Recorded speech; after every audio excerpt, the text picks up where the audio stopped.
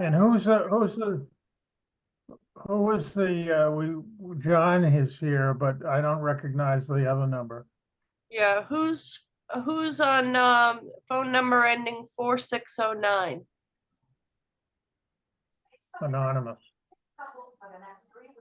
You're muted, by the way.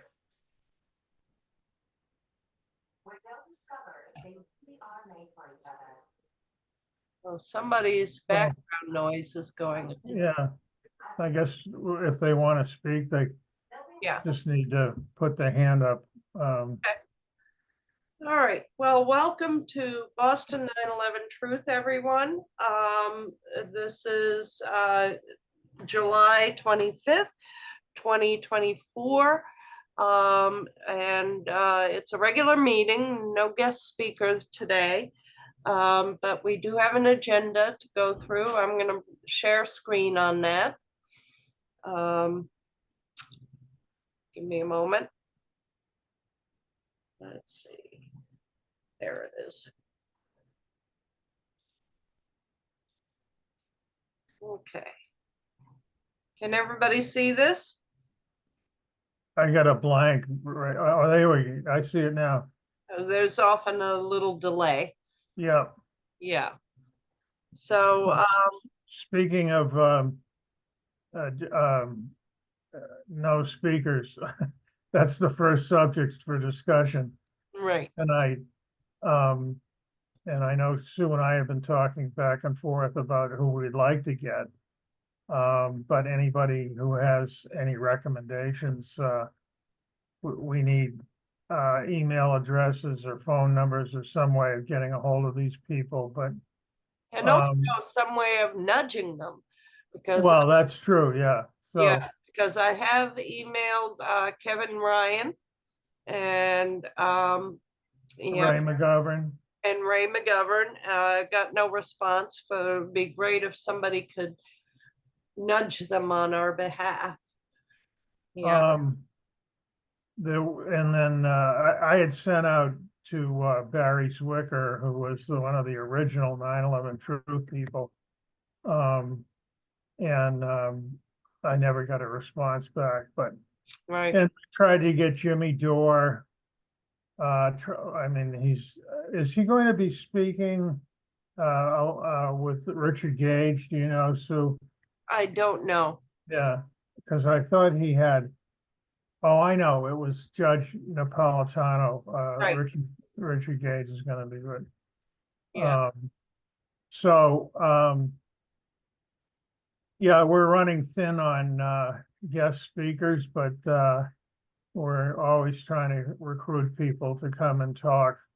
If somebody of influence could point out that there's really only 2 9/11 truth groups still active in this country, in terms of regional groups.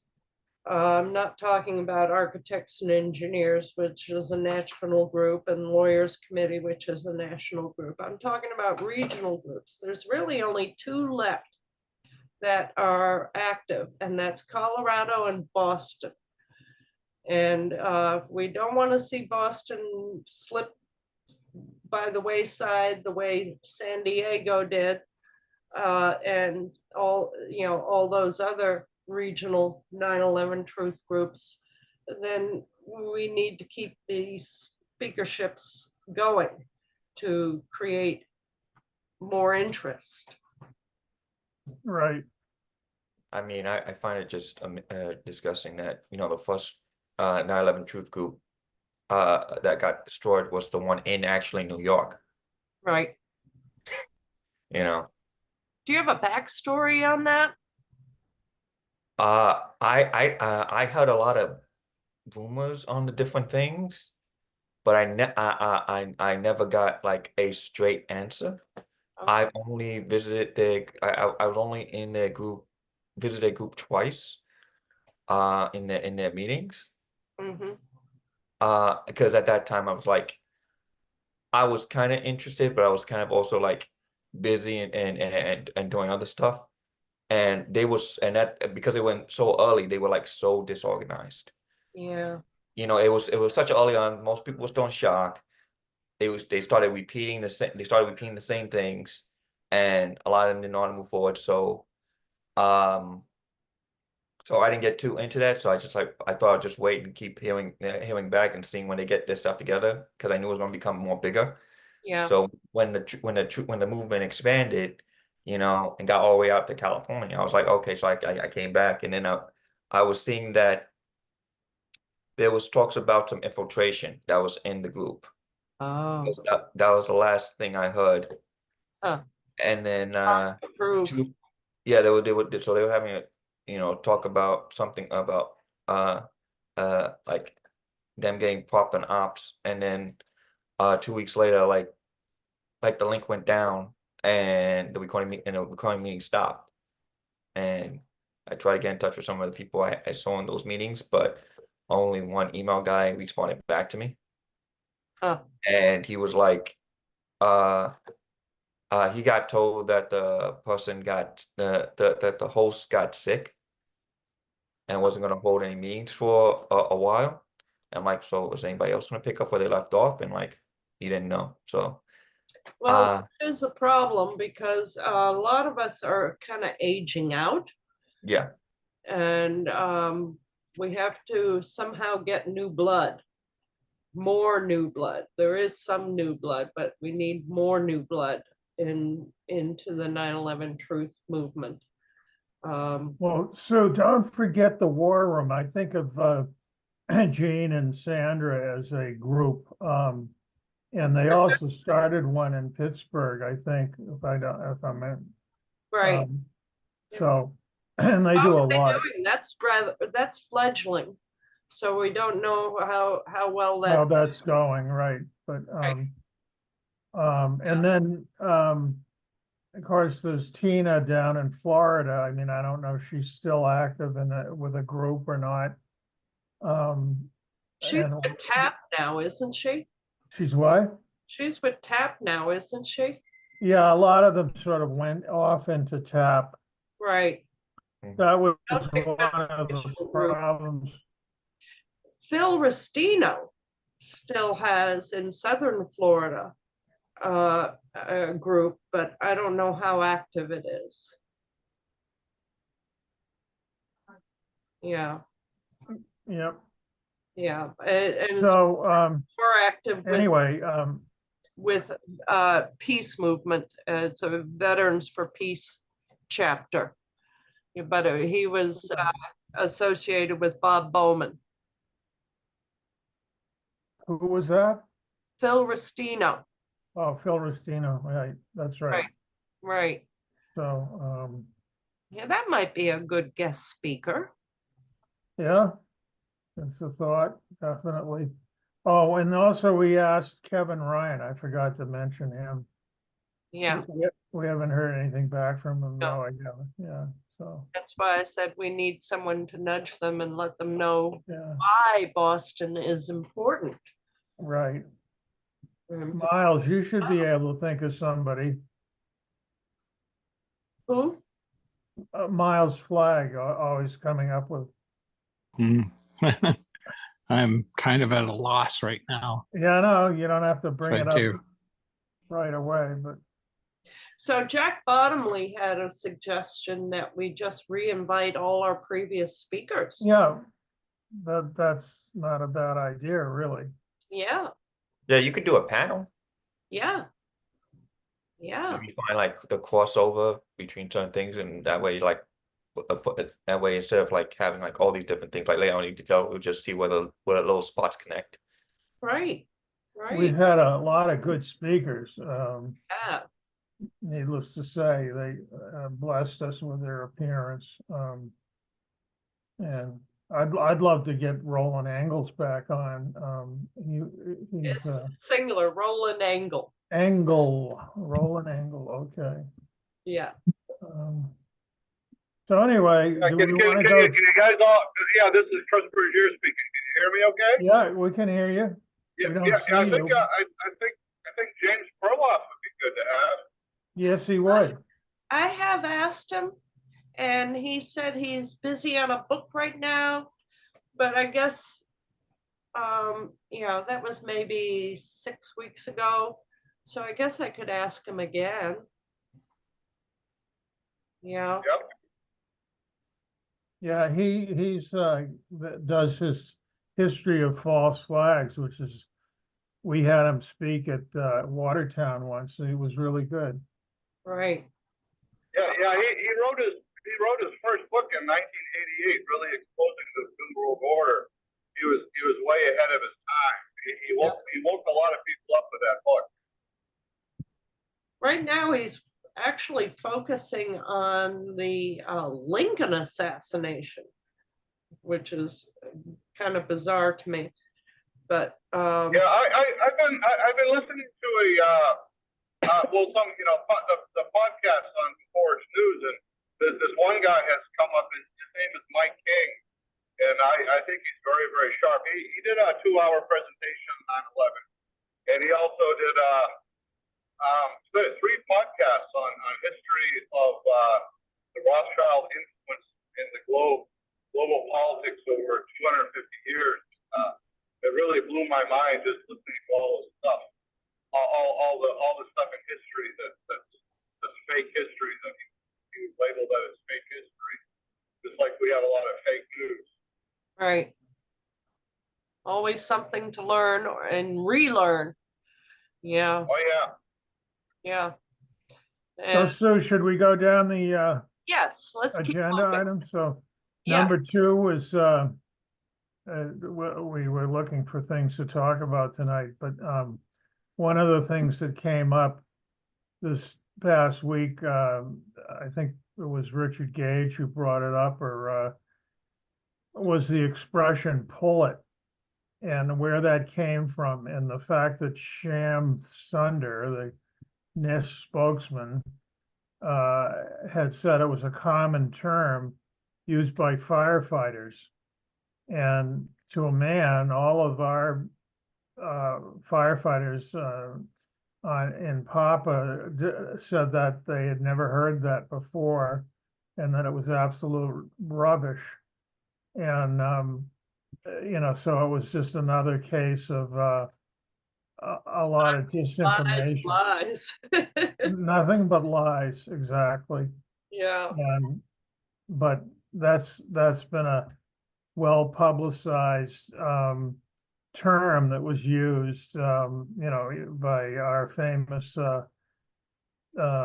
billionaire, what's his name?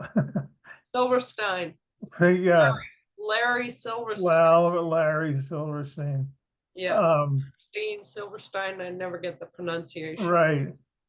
So I thought that was kind of an interesting little sidelight that the conversations that went back and forth between Roll and Paul Kiley and Eric and what's the other guy? Robertson is his name? I can't remember. Tony Robbins. Robbins, right? Tony, yeah, exactly. But Yeah, anyway, so anybody that wants to listen, or that was in the way of an email. I don't know if there's any video recording of their conversations, but well, we'd have to ask them all and get permission to share that email, because that email went only to the Papa team. yeah, it was part So of we can't really go sharing the email without yeah, I agree, yeah. permission. So I don't know if Nissan am I pronouncing your name right? Yeah, is familiar with Papa. But it's a group that we formed back 3 years ago, strictly for firefighters.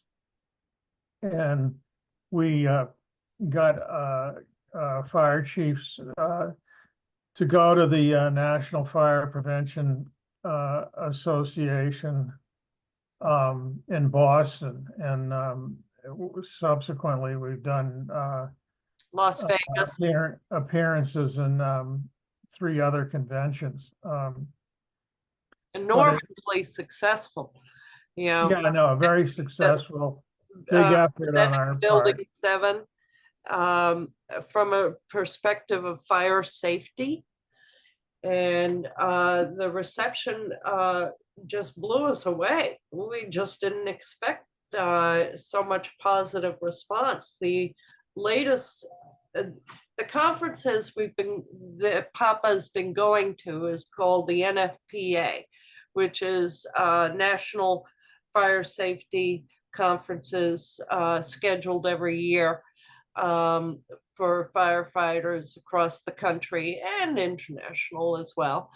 And, you know, firefighters traditionally have been a kind of hard nut to crack with 9/11 truth. But just coming in the back door a little bit about, you know, we have a problem that buildings don't come down, you know, due to simple office fires. And, you know, whereas the protocol for fire safety says that you need to stage the rescue efforts in the building below the fire. That's the protocol.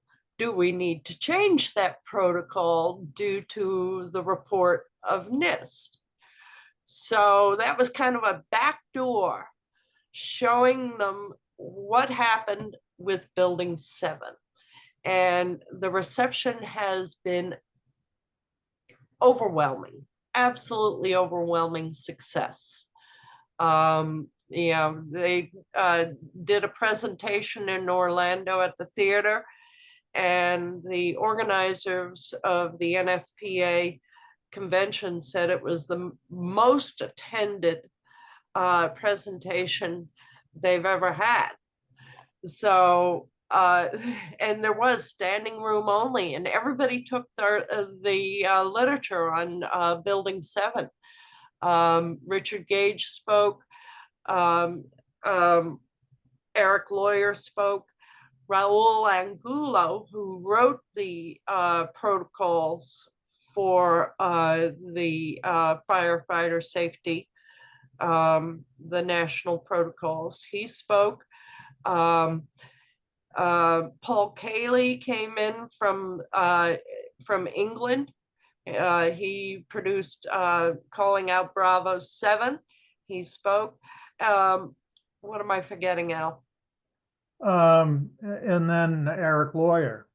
Right, I said Yeah. Eric Lawyer, And Tony Robbins, Tony Robbins, right? right? Yeah, yeah. So, yeah, it's, to my mind, what Papa is doing is the most successful 9/11 truth effort to date. So this is a great segue into the next subject. Okay, And what I think is the tip of the spear for the truth movement, and that is speaking to the professional community, i.e., engineers, firefighters. These are the people that need to hear, because they're sort of the gatekeepers on the whole 9/11 story. If they aren't exposed to like Building 7 and the whole you know, it lays waste to the official story. And if you follow architects and engineers, Roland has come out. I mean, they're doing a lot of good work at A&E, and what one of the things they came up with is the Scientific Integrity Act, and it's a piece of legislation that they want to have if there's any question about the evidence, that would have to be addressed, and it would be a law, and in which case it would immediately call into question you know, anybody that brought up scientific evidence could not be denied standing, and in which case they would have to research or listen to whatever information that was out there. I'm not doing a great job of describing the act, but Well, actually, that's not the link that we have on the agenda. no, item. no, Yeah, I'm getting to but- that. Yeah, Um, go ahead. so, he was, actually, I think, it was Idaho asked him to speak, regarding, their whole focus is to, expose the engineers, in which, he wrote a book, about engineering, the 9/11 cover-up.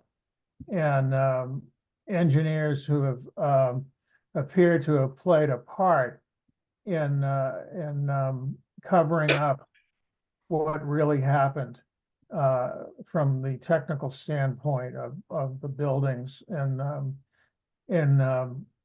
so they've been going around speaking to the engineering community.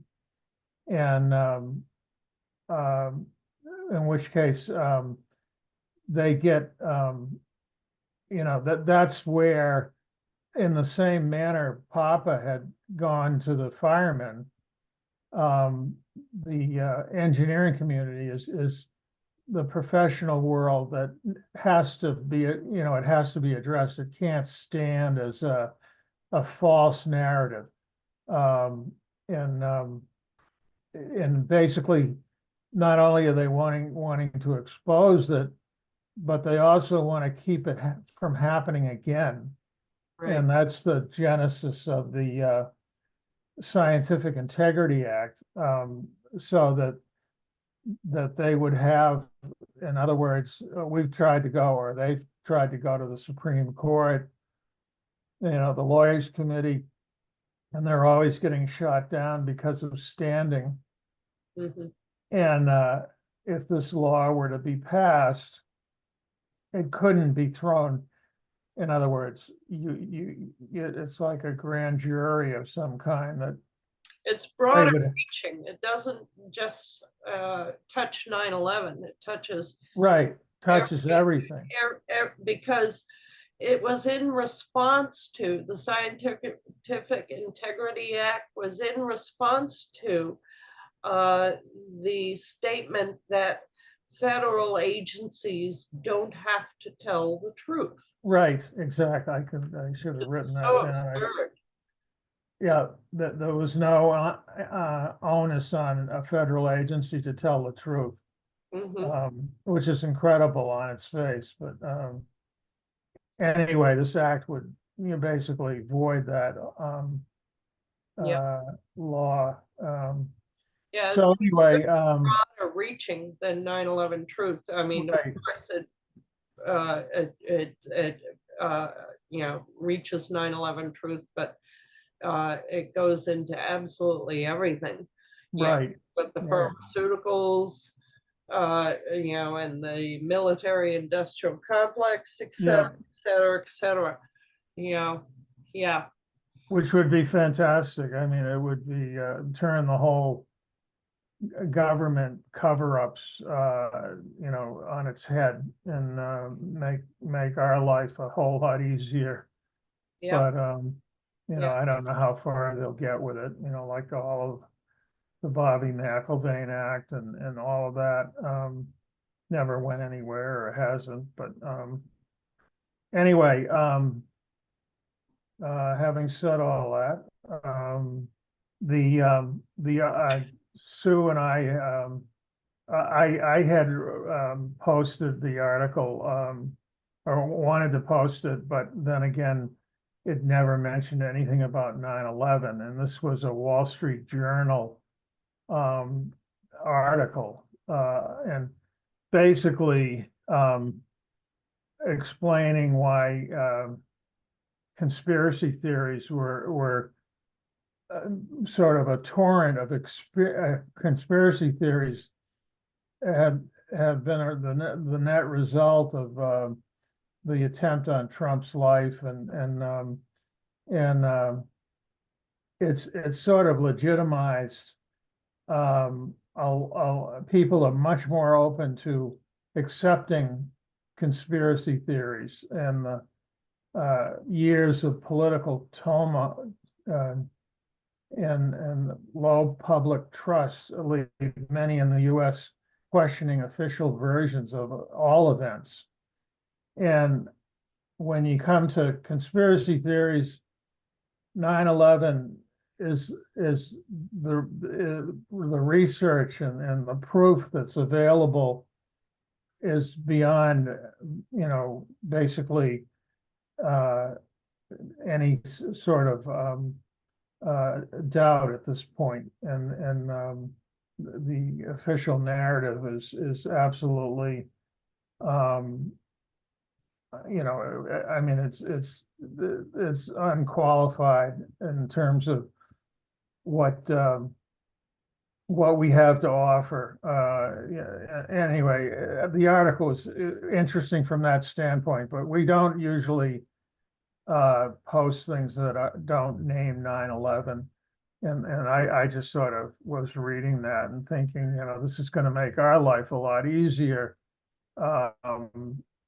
because of what people are saying, and not willing to believe, the way they had with 9/11, that all these theories are available, and people are willing to look at them at least. So anyway, I don't want to get into it too much more than that, but Neeson, that was one thing I brought up. The other was, hold on. Neeson has his hand raised. who was it? Neeson has his hand raised. Okay, go ahead. Yeah, so for this particular article, for why people believe in turning into more conspiracy theories, I think we should work on our language to try, because the term conspiracy theory was a linguistical word, that a logistical mechanism that actually made it seem that this is like, woo woo or hush, or BS or something. So I think we should actually fight that kind of language Right. by either defining that language ourselves into something that is more legitimate, to more legitimate context, like bring up like maybe by bringing the scientific version of theory, or we can do that by kind of skirting around, using the words and saying these people want answers or want truth, or these ideas of what could or these what should be hypothesis of why these things are happening, and use more like the word hypothesis, instead of theories, because that is technically scientifically they use the term hypothesis versus a theory. So yeah. So I'm just saying that as like a suggestion, as a way of doing the narrative. Yeah. For decades now, conspiracy theories has been associated as a slur. Yeah. Yeah. And I don't think we can overcome that term as a slur. So I agree. Yeah. So, alternative hypothesis might be. You use hypothesis, but I would encourage you to try to again redefine that term into something positive, because there's other examples, like the term socialist or other things. I could go with different words, but they have slowly been changing to more positive aspects lately, because they were recently stigmatized, and now it's become unstigmatized. Like UFO is being destigmatized.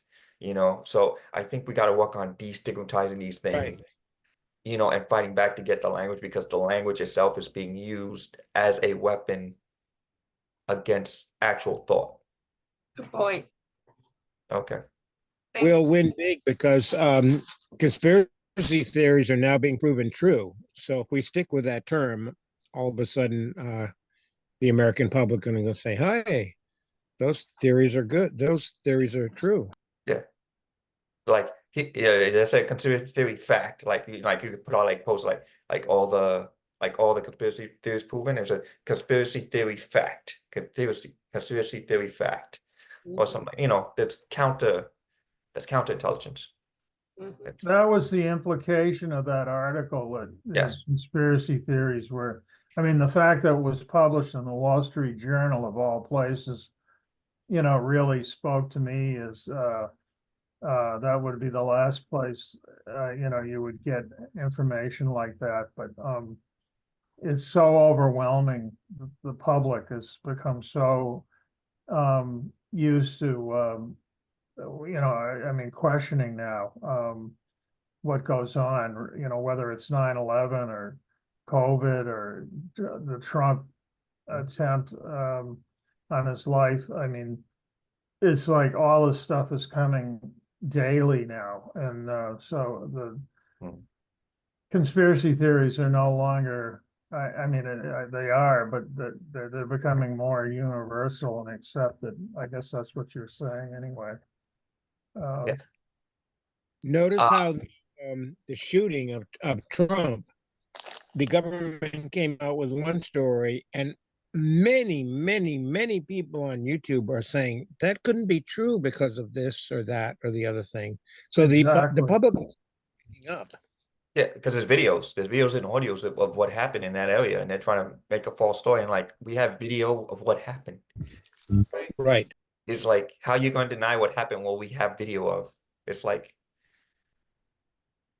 Right, So- it's another rabbit hole, but it's got everybody's attention. can we I jump into think- the Saudi Arabia what happened? Because I really want to talk about that. Think of how long it took people to start questioning 9/11. I mean, on a, more than just a few handful of people in the beginning, and how long we've been at it. And now, the minute anything happens, it's like, people immediately start questioning, oh, that doesn't make sense. That's not, what I saw, or. So I think it's good. I think it's good for us, to make it easier to get out in the public. Also, And- they're going to start recycling ideas. They already tried doing a Cuban Missile Crisis Part 2. I missed that. What is it? Oh, you missed that? We'll talk about that later. Yeah. But yeah, I really want to talk about the Saudi Arabia 9/11 thing, because that's just ridiculous. So, Before we leave that subject, the government or whoever is behind the Trump shooting made the mistake of going against all the veterans in the country, because they said that that kid could shoot that accurately from 437 feet away, which is like really not possible at all. And for him to, and then other people are saying, well, he intentionally hit the ear. That I was a double expert in the Marines. That was the highest you could get at the time for accuracy. Oh, congratulations, man.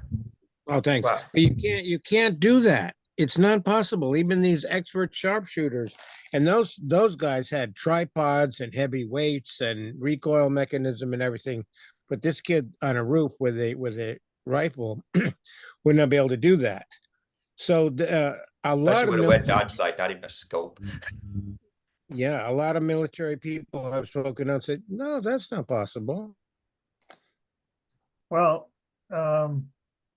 that's a subject for, maybe after we finish with the agenda, but Yeah, back to moving on to wet herring. I want to talk about that real quick.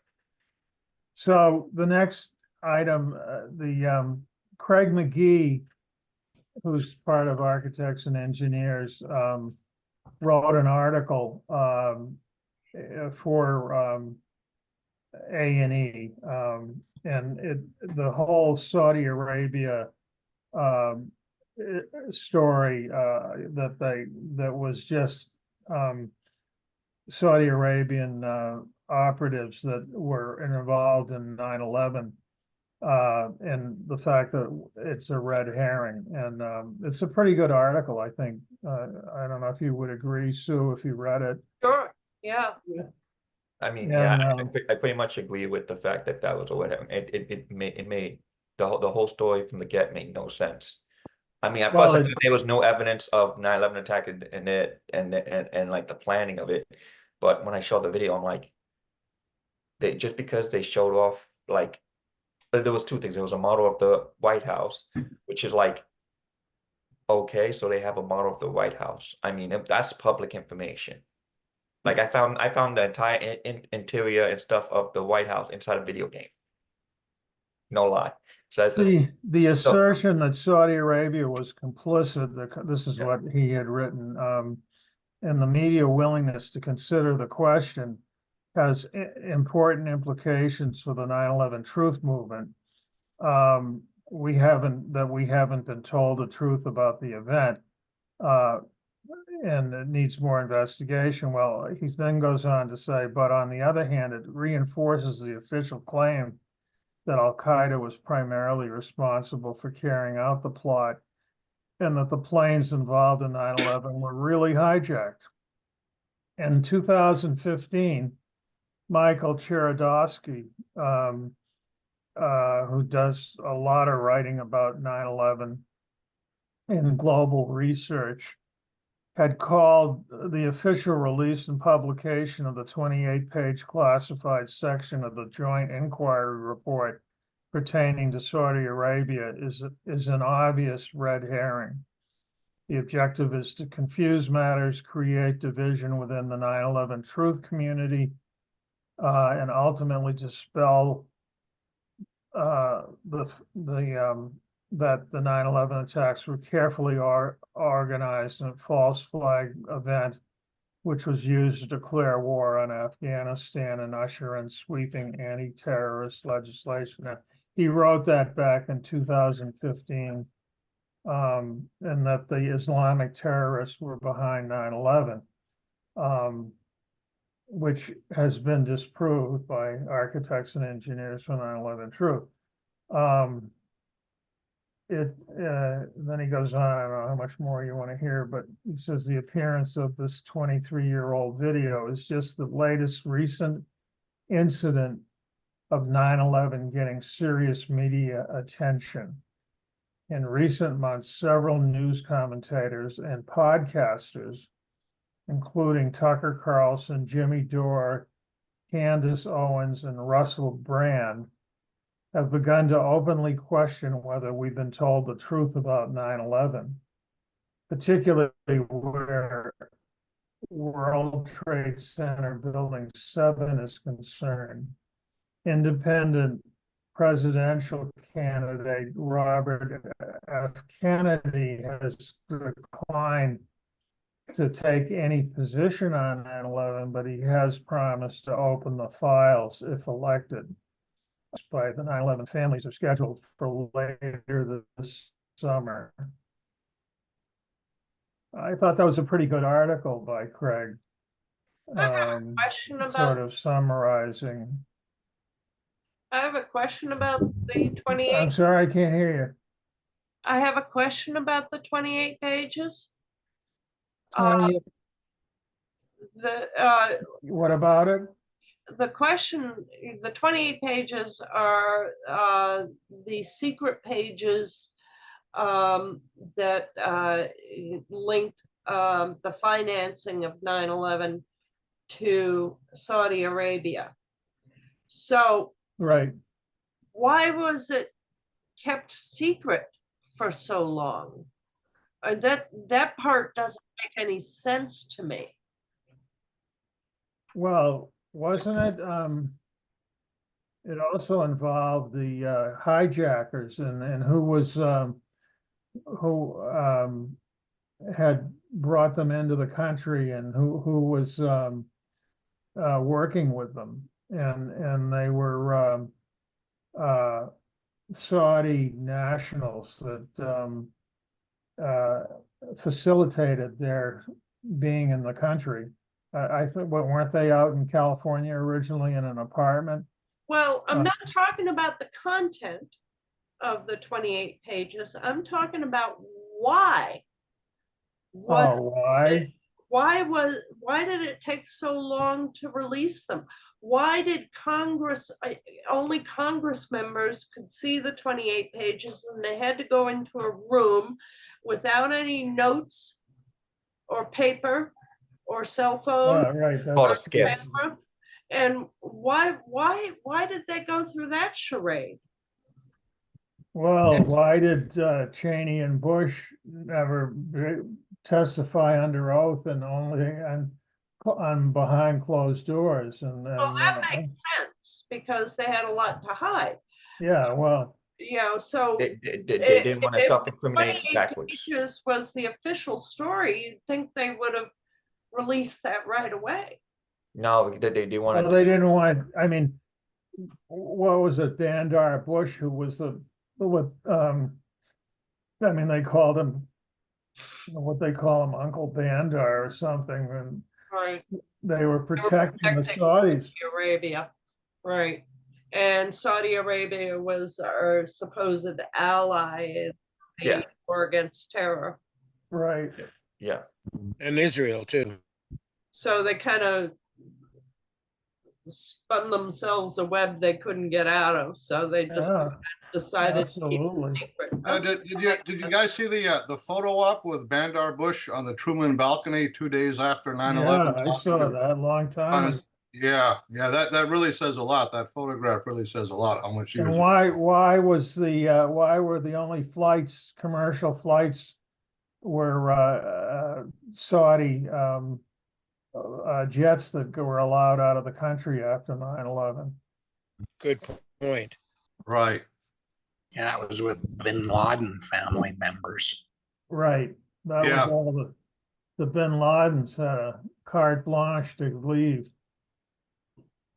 But- I mean, there's nothing about 9/11 that isn't a fraud, in my estimation.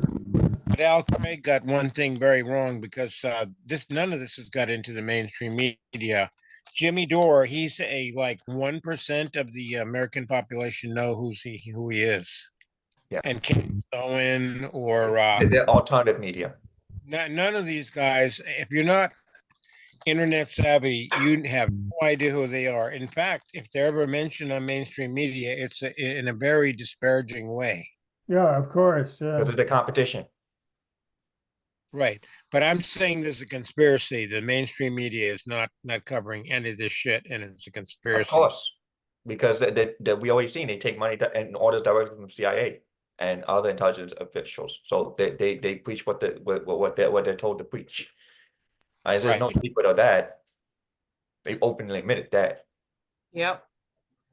So, moving along, But I actually wanted to talk about more like what we should do about that red herring because yeah, I mean- let's do that when we get through the action items, so if you don't mind. oh, okay. Well, Um, Al, why not finish this? Yeah. Well, I guess you can. I mean, I don't know. We're almost done with the agenda, so. Yeah, I mean, I'm not trying to Since we're block on the anybody. topic, let's expand it a bit further. Say again? Since we're on the topic, Oh, yeah, well, okay. I didn't let's mean to expand it cut a bit anybody further. off. Go ahead. Yeah, so on the idea of like this is a good showing because it's showing that they're losing control of narrative and they're getting panicked. So they're trying to throw more shade and trying to get away.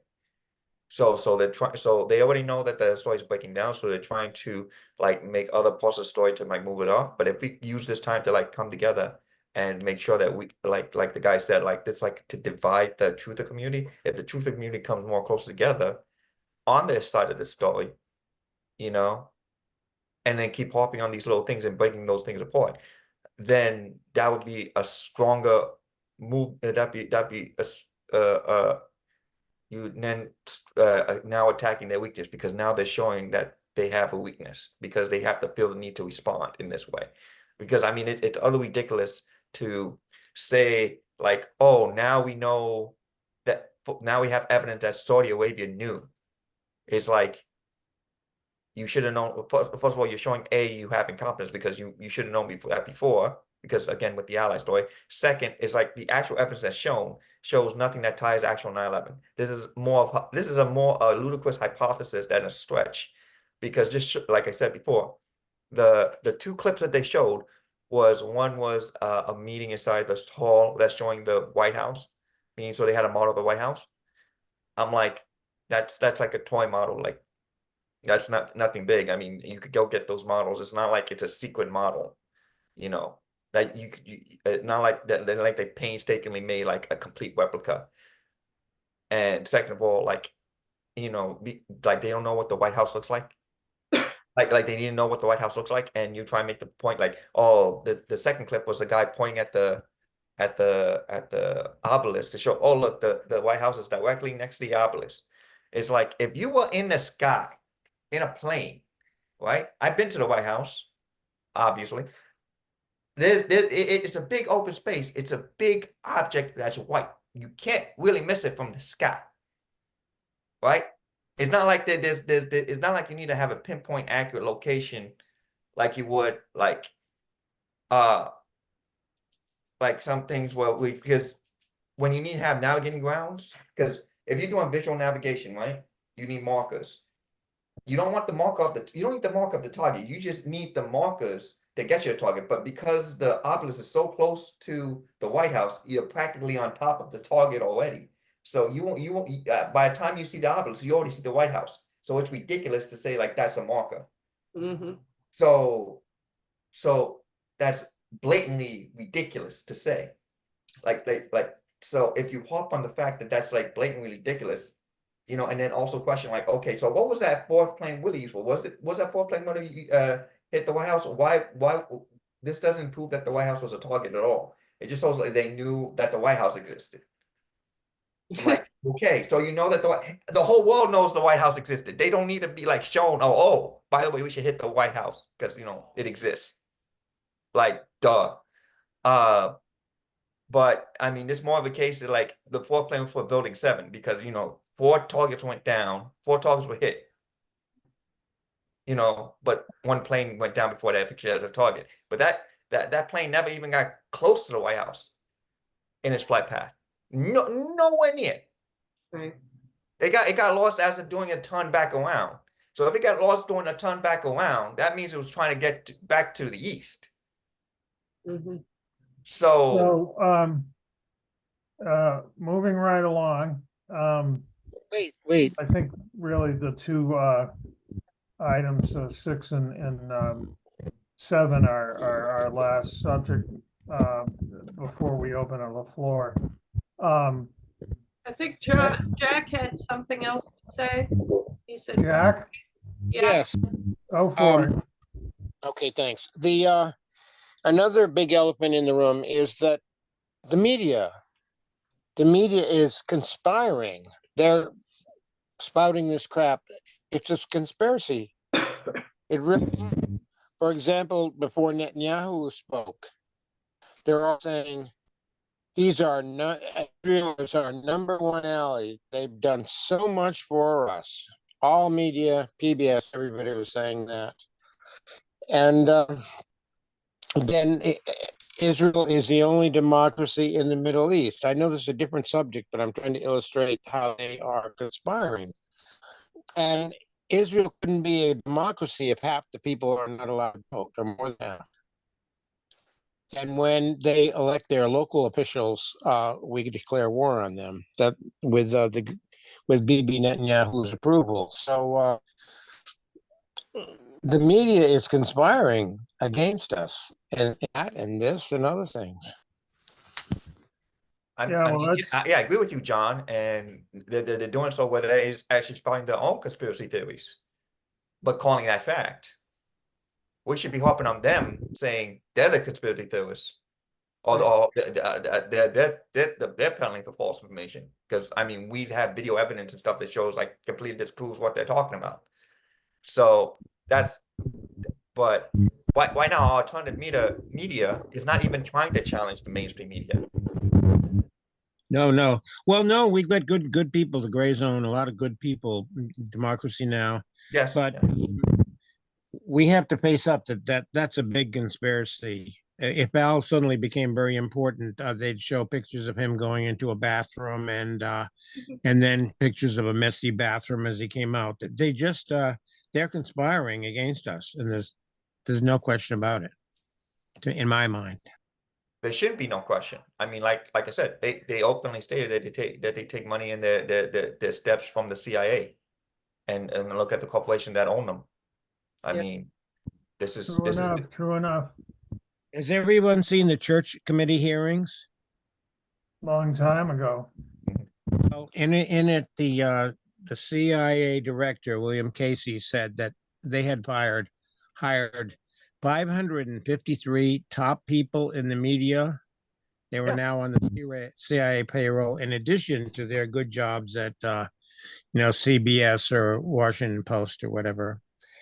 And William Casey was killed shortly after that, and then Frank Church was killed. The senator was killed right after that. Both very, very suspicious. Mm. But if you look up the church committee hearings, you'll see him, the director of the CIA, saying that, and that's very significant. Which was the director who said by the time everything the American public believes is false, we will have done our job? Was that Casey or who was the other guy? William Casey, right? Yeah. Not the one I'm talking about. Oh my God, I'm There was confused. another general that quoted that we constructed a lie, and that we constructed a lie, and in that lie, like the truth, and that lie stands only because the truth is actually more unbelievable than the lie we created. Yeah, Jack, are you aware of the heart attack weapon technology that they talked about in the church hearings, like back in the late 70s? Yeah. They also weaponize cancer. Well, no, it's very important because in the church hearings they had this gun, and they were showing that it shoots a little dart into you. Yeah, And, it's a and then frozen bullet with liquid venom in it. Yeah, well, it's like some type of like a puffer fish, very, very poisonous. yeah, it's poison. And then the two chemicals dissolve, and then an hour later, you just mysteriously die of a heart attack, and there's no trace. 15 minutes. Yeah. So let me just finish my statement here. So they were able to bribe. They were able to bribe a lot of Congress, threaten a lot of Congress people to keep them in line, saying if you don't do as we say, we'll just use this heart attack weapon on you and kill you. And but this is the thing that I really wonder about is why would you assassinate Trump with a bullet if you could use a heart attack weapon, right?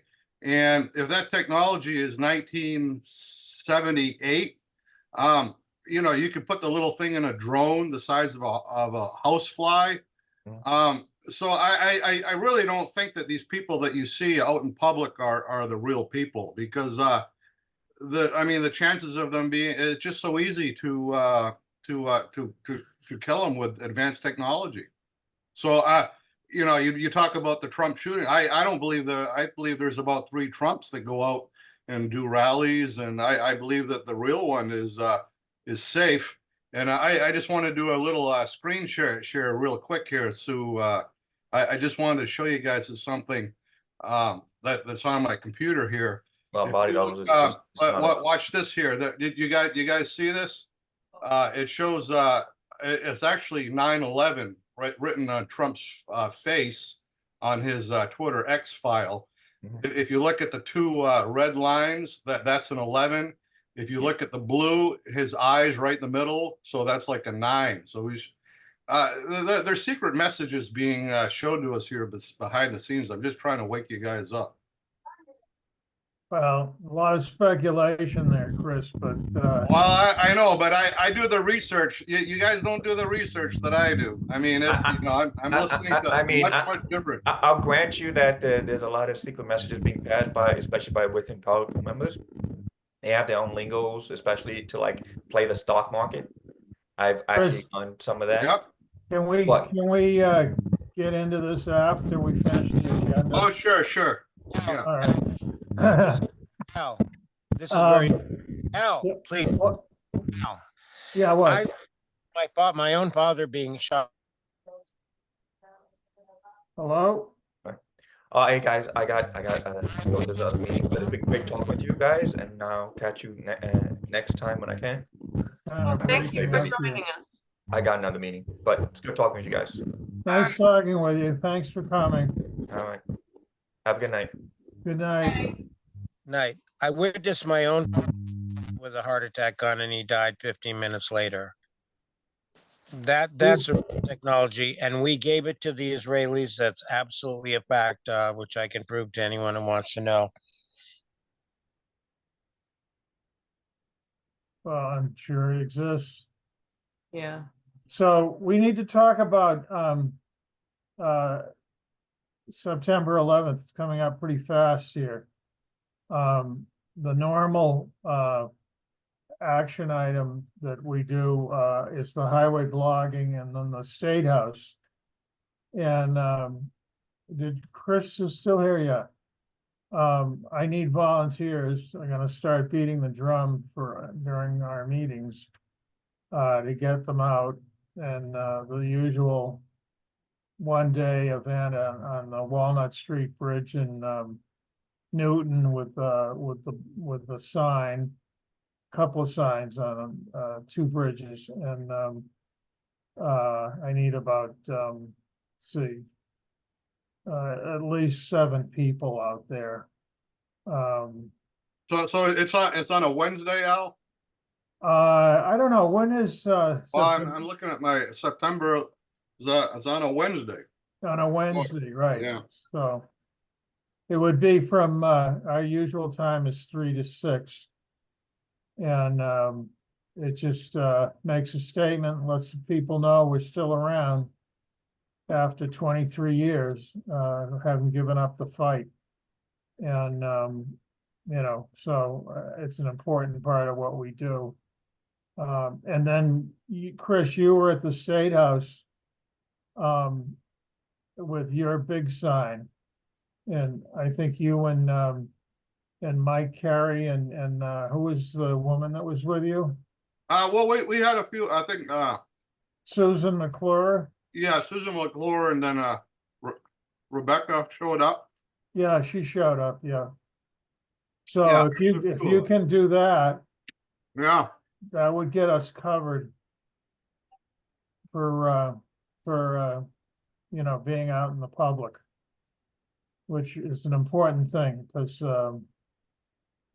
there's a lot going, I mean, people say, oh, it's old hat, nobody wants to talk about it anymore. That's not true.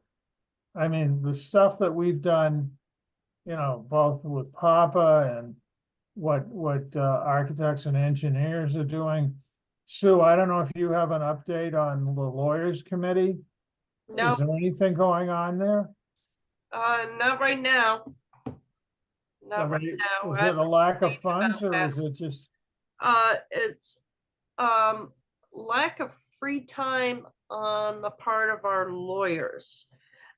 We have a litigation director, Mick Harrison, and he keeps missing all his deadlines. oh, Yeah, okay. yeah. And Well, I know they were trying to do it, just bogged down with administrative stuff. I know he and Gene were trying to go through the Pennsylvania court Right. and find a judge in, so that you didn't have to get into that whole standing issue. Yeah. I'm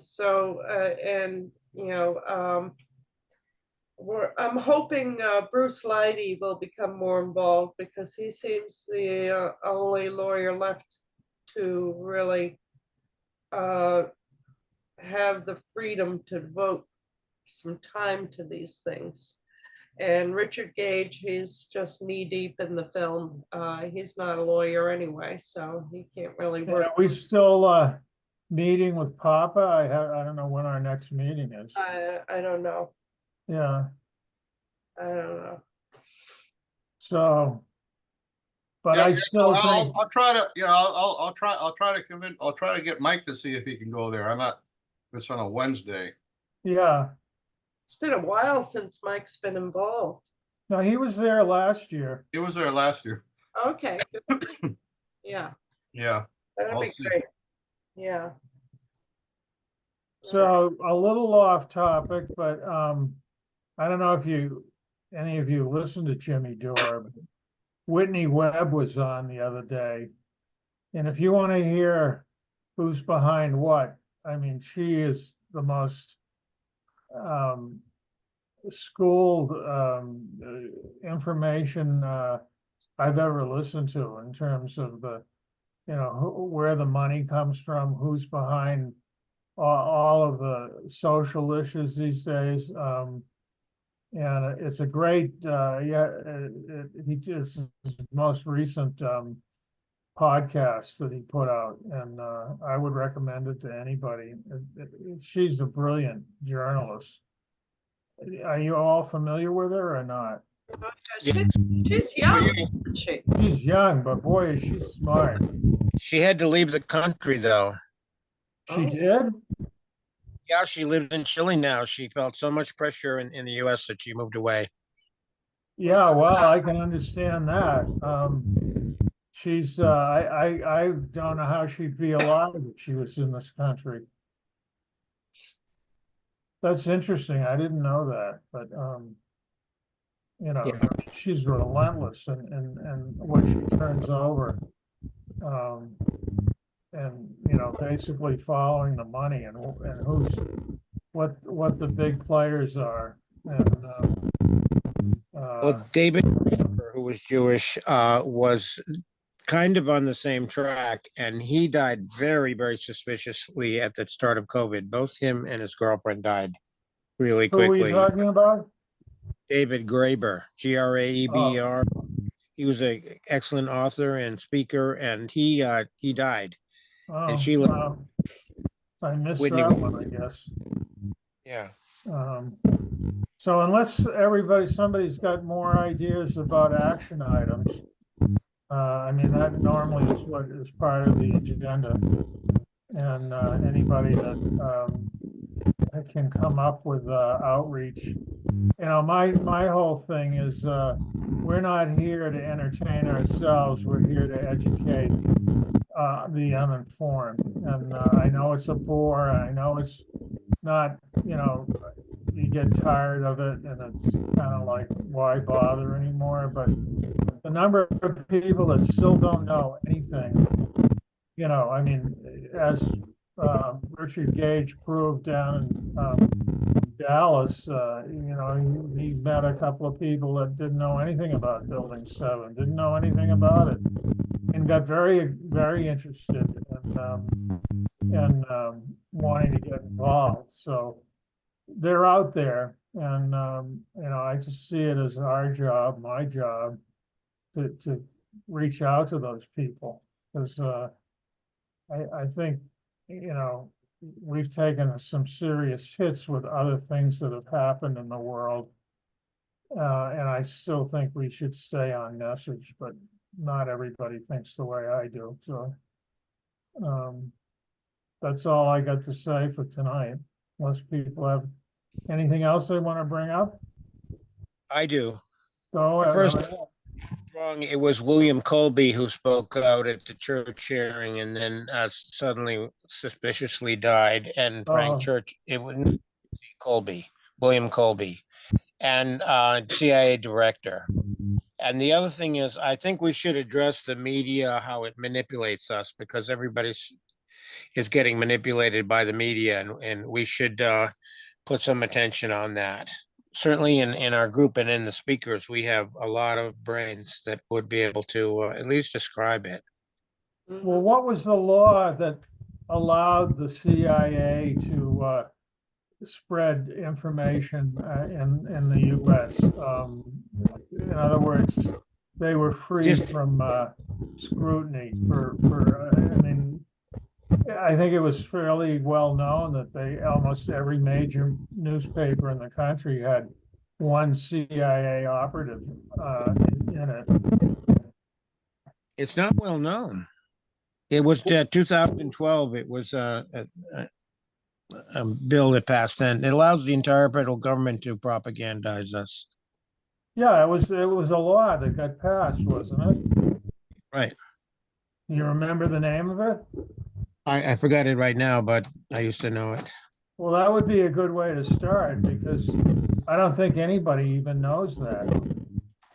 Yeah, but that's true. But the American public just listens to the fucking TV. It's Well, if we started, you know, Smith. handing out the law that allowed the, government to spread disinformation in this country, it was always against the law up until quite recently, as I recall.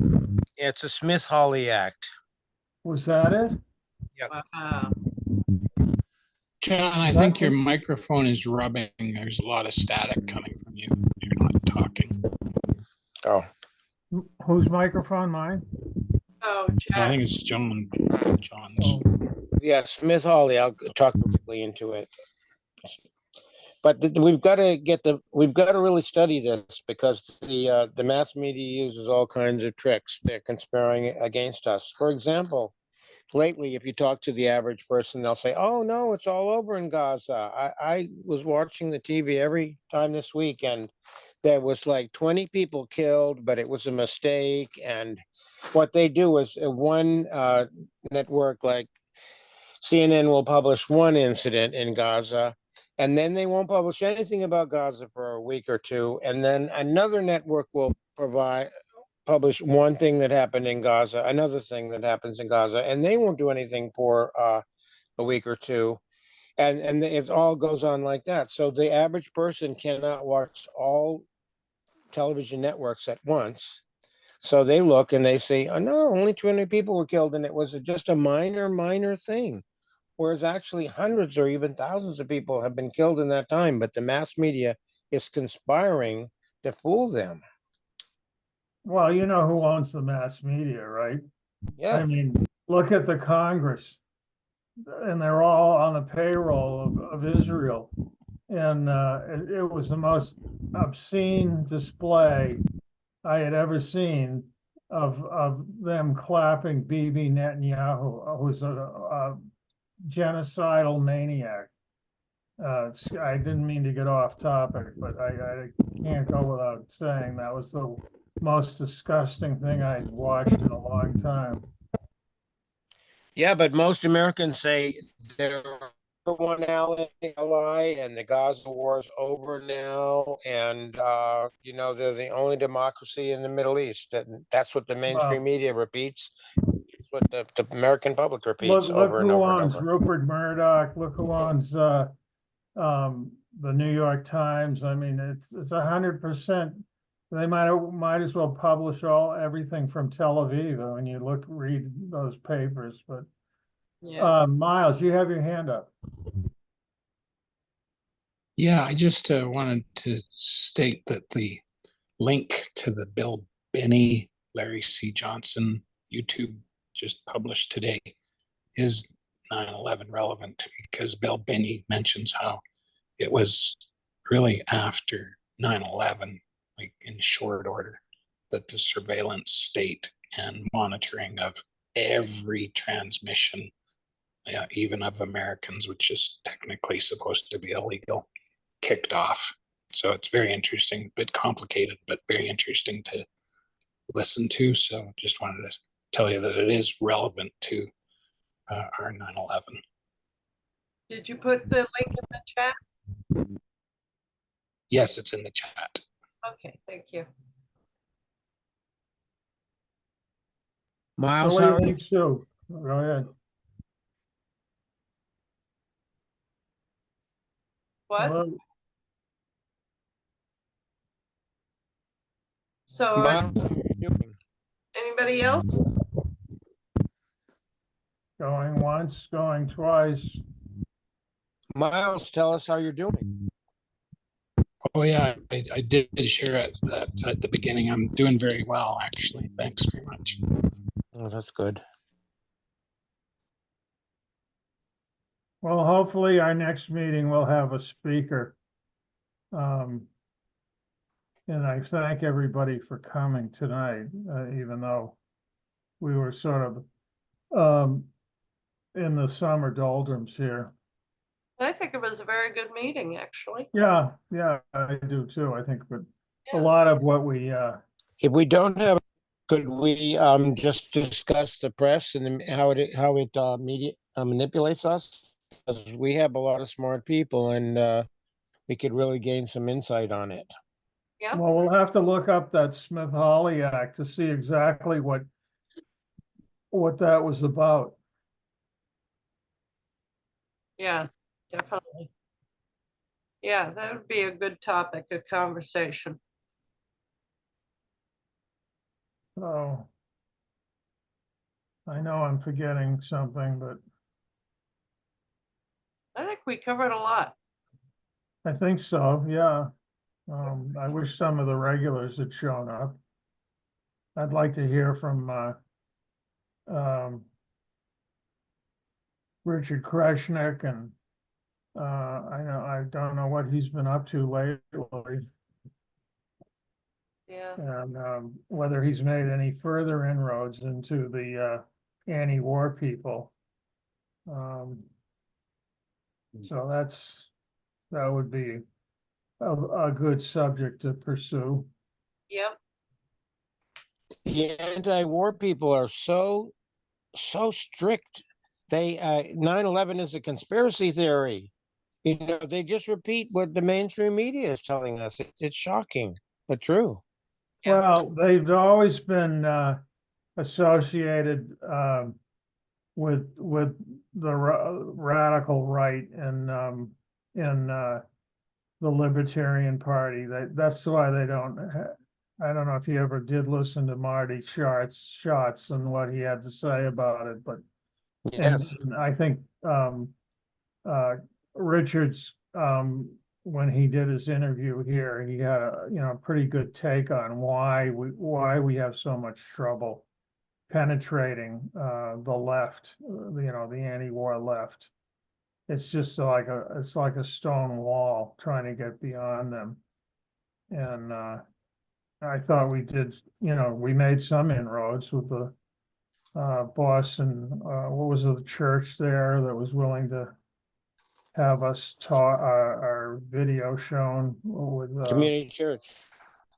what is it? Community church. Community church. Yeah, the Boston Community. Marty Shot. Yeah. And who's the guy that just passed away? Graham McQueen. Graham McQueen. We could still get that on at the community church, even though it has a smaller audience, but it might be still worth having them, see if They have budge. an internet and YouTube channel which gets a lot of views. Yeah, Actually. right, yeah. And Marta's the only guy running a community church at the moment because the other person dropped out. Oh, okay, interesting. Mm, Well, it's worth reaching out to him again then. Yep, Put that down as a subject to pursue.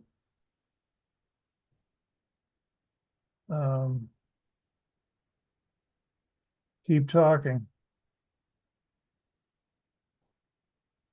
Well, I just want us to put all our brains into discussing the media because of just the way I see so many people being fooled by it.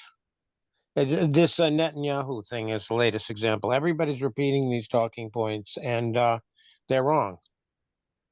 Well, yeah, I mean, that's been obvious for years, though. I mean, there's nothing you can watch anymore that isn't propaganda, either on the left or Right. the right. the Right, young and all people seem to be a little more wise to that now. Well, you would think, right? Yeah, I mean, I but follow the gray zone. I follow students, Jimmy Dore. I follow, a lot of alt media, which is about the only way you can get a different opinion on what goes on. right. And, It was the students worldwide right, who stood up en masse against what Israel's doing. yep, Yes. I think that the young people are prime to tap about the whole media narrative being false. well, Right, because they walk away from that TV and they say bullshit. Yeah, When the TV tells them that everything is okay, everything is okay, wonderful, think very back- good. stems from, you know, the fact that they know they're indebted for the rest of their lives being students. They've been conned into, you know, getting debts for, you know, that they'll never be able to pay back. And never be able to collect on Social Security. And they all know this, that the American dream Yes. is bullshit to them. You know, But we They've give been another, gypped they've been gypped more than any other generation of Americans. think back to but we give 9/11. another and 100 more and into war. there was only one day where that story was ever questioned, like Dan Rather talking about controlled demolition. The very next day, it was wiped off the map. Right. There were no media outlets that were Right, questioning anything other than selling the official narrative. And Right. I mean, it was a given that everything they was on TV was propaganda. I mean, in my mind, I don't know if other people understood that, but Mhm. Even Sophia Smallstorm's 9/11 Mysteries, they went after that. First, they had a really, really good showing of it. And at the end, a young woman stood up and said, I made this movie and I made this to prove how easy it is to mislead the American public. I don't believe any of this. And Wow. that was on Was for a that- while. No? I don't, That did she really say that? Smallstorm 9/11 Mysteries on YouTube. They had they propagandized it and then it was gone. It's gone forever. So they're right on the ball as far as getting rid of good videos. You think they're going to be there for a long time, and first they I can't think of the word. They ruin them and then they take them off the air. And I had a lot of people that I recommended watch Sophia Smallstorm, and they had this this other woman on there saying that the whole thing's a scam, and 9/11 was done by Osama bin Laden, and Yeah. this video was made as a joke, and that's the kind of thing they do. Well, I mean, I not that I'm any kind of an intellectual genius, but it was pretty obvious, you know, right from the beginning, that what they were trying to accomplish with the media. I mean, it's, you just can't watch it anymore. It's unwatchable. Now, if we could only convince the American public of that, we'd be home free. Miles, you got your hand up. Yeah, I was just going to say, you know, someone mentioned that Graham McQueen authored a editorial piece in some publication, and I had all the details of exactly the title of it. It was something like, anyway, bottom line is that article, even with the specifics I had in it, was way down. You had to wait. Google presents all these, you know, conspiracy theorists are out to lunch, and you know, everything trying to denigrate people like Graham McQueen or ourselves, and just really blatant how, you know, you've got to push your way past all these other items that are, you know, trying to convince you that your lying eyes can't be believed. And then the other thing I find fascinating Now, just for the record, I don't approve of a country invading another country. Russia did invade the Ukraine. However, the United Nations doesn't work, so that's part of the issues. Anyway, within like almost instantaneously, it was all over media, even publicly funded media here in Canada. I have a photo screenshot of Ontario Public Television, and the caption is, Russia's unprovoked invasion of Ukraine. Like, this is days after. And then every media outlet's talking about how it's unprovoked. Yet, if you talk to historians, I have a long list of them here, people who are front and center.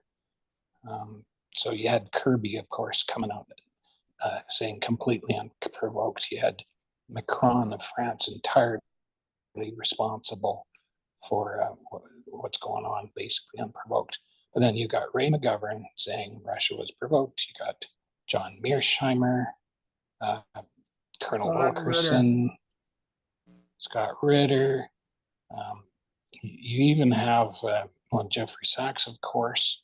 Now, again, frontline people, Ambassador Matlock, Ambassador Chas Freeman, all of them saying, no, there's a history here. And even Jens Stoltenberg, he himself let the cat out of the bag. There's right on the NATO website, he says, oh yeah, the Russians, they wanted us not to move into Ukraine, but we rejected that. So it's just outrageous that I'm pretty well every guest on Judge Napolitano, Colonel McGregor, Peter Kuznick, professor of history, former Chancellor of Germany, Gerhard Schröder, Donald Trump, John F. Kennedy Jr., Senator Dennis Kucinich, Scott Ritters was mentioned, all these people, Andre Mate, award-winning journalist. So Tulsi Gabbard, Russia was provoked. Anyway, none of these, as was mentioned by John, are people who, again, are able to state this on any mainstream or even publicly owned media, that there's this history, this context. But, right now we are teetering on World War III. Well, it's Thank the neocons that have been in power ever since 9/11, starting with the Project for the New American Century in a unipolar world that has allowed endless wars and bankrupting this country. That's my take. Right.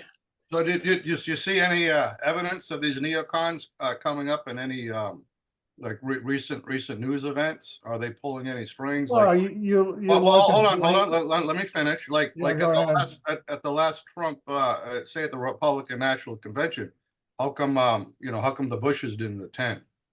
Or were there any of those neocons that you would call neocons? Did they attend that Republican National Convention? Well, Bibi Netanyahu is visiting Mar-a-Lago as we speak. Okay. Let me reply back to that. I think if you look in the news a couple of years ago, Trump really bashed Bibi Netanyahu, and that's a fact. I can send you the article. But those guys are above the convention level, Chris, and they don't want to go there in case they might get arrested. Even Well, Bush. yeah, by white hats. You're right. So No, I just don't think by that the those guys, international those same neocons that were the perpetrated 9/11 20 years ago. I just don't see them running around. They're everywhere. Sullivan, Blinken, Newland, Kagan. I mean, Miller. they're all still in power. They run the show. They call the shots. You can't get away from them. They're in both administrations, and they have been for a long time. Right. Khazar money magic, as they call it. Yeah. Kazarian. I got the name of that bill. I had it wrong. It's the Smith-Mundt Modernization Act of 2013. The Say it original again? Smith Munt Schmidt. dash SMITH Yeah, dash MUNDT Modernization Act of 2013. The original Smith-Munt Act of 1948 said that the government could not propagandize the American people right, with big penalties. So they modernized it, and they said that they could propagandize the American people. right. I'll have to look it up. Yeah, I just did. I'm gonna put it in the chat. All right. Yeah, well, there used to be, there also used to be, what is it, fairness in reporting or, I mean, Fairness doctrine. the fairness doctrine, that went away. People ask me, why do you say no to mainstream media? It's one source of information. The reason I do is that originally it's all new. News is new. Even newspapers are fairly new. And the CBS was started by William Paley, and NBC was started by William Sarnoff. And when they started those companies, there was a real emphasis on getting the truth. And if they lied, the boss, the owner, would be, very, very upset and enraged. And even PBS. When I was at MIT, I knew the founder of Corporation for Public Broadcasting, who same thing. He wanted to get the truth out. But these things become very valuable, and after the founders die, other people buy them, and they use them for their own purposes. And that's why commercial media is absolutely not trustworthy, because a couple of $1 billion, you can mislead the American people, and you get your money back because it's a very valuable investment. Yeah, well, another note there, Jack, too, is the term fake news. How long has that been around? Well, in say the general public, having the media to be referred to as fake news. That you didn't hear that term, 10 years ago. So I think a lot there's more than half the country is awoke to the fact that. Oh no, it's less than 10%, because everybody goes home and turns on the frickin' TV. Just walk into any house that you can walk into and see what they're doing at 6 or 7 at night. Well, I They're think sitting the in front of ratings, the yeah, TV. but if you look at all the ratings, I think it's going down. No, I know CNN is down to less than 10% of the American Yeah. public, but there's NBC, CBS, MSNBC, NPR, PBS, Right. ABC, if I didn't say ABC, and Fox, and they're all lying like hell. So even though CNN is down to less than 10%, the other ones are going to cover the other 90%. I think the majority of Americans get their news from the internet nowadays. From like No citizen fucking way, journalists. man. No way. No way. Look at I all don't of our know. I'd have to congressmen disagree. walking. Look at all our congressmen walking in to see Bibi Netanyahu, saying it's the only democracy in the Middle East. It's our #1 ally. That's just off mainstream media. It's just bullshit off mainstream media. Our Congress, it was a very small amount of people didn't go to that and collapse. They had 50 standing ovations for him. So I saw. And- Yeah, let me just interject there, Jack. So, and the last during Trump's administration, I saw him meet with Henry Kissinger, right? So he meets with Henry Kissinger. He's shaking hands. He's saying what like they're good old buddies, right? Okay. So I see Yeah. that, and I'm thinking, oh yeah, Trump's in tight with Henry Kissinger. But then I look, 3 months before the end of his term, Henry Kissinger gets fired. Okay. So you have to see that there's like a 5-dimensional chess game being played about. Even with the governor, Ron DeSantis and Nikki Haley. It's funny how they they were out campaigning against Trump, right?